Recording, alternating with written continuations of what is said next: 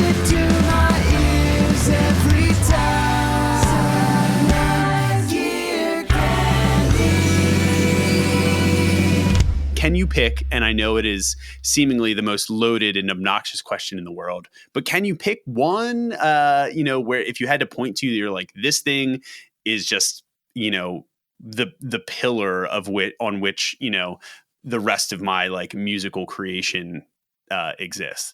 Oh yeah, that's really hard. I would have to say, because different projects are going to require like a different thing, right? Of course. Mm-hmm. But as far as my solo stuff, it's probably my weird little effects rack from the 90s. It's a Lexicon Vortex. Ooh. And the reason it's so interesting is because, first of all, it's like early digital stuff. And I love that because it's like lower bit rate. It kind of like has like a vibe that's like, it's Uncanny Valley. Anything that's Uncanny Valley, I love. Like, is it digital? Is it analog?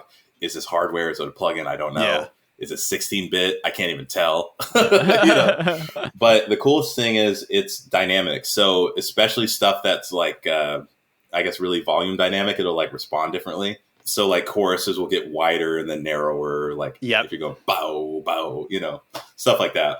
But anything freaky that kind of shocks me, I love it.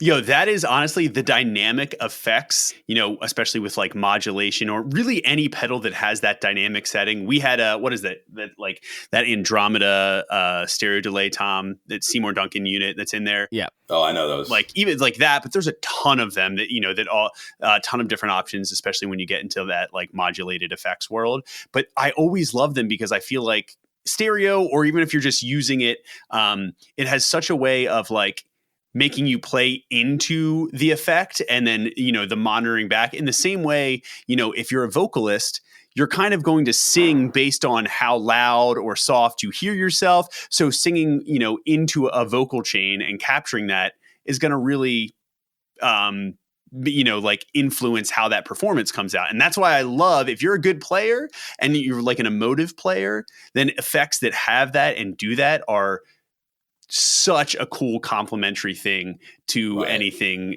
when you're tracking in the studio like that. So that's a great point. And we haven't touched on that, that if anything you have, or you're, if anybody's looking for a pedal and you're just like kind of on the fence with a bunch, if something has a dynamic setting on that, or, can do that, lean into that and see and experiment with stuff like that, or at least have something in your arsenal that can do that if you get to that point and you're looking to stretch it, because that is that can really yield some very interesting results for sure. And some very like authentic performances in the moment that are not just like, cool, do it 1,000 times, it's going to sound the same. Like that's awesome, which I kind of love that.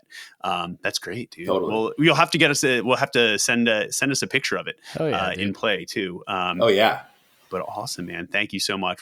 Music to my ears every time.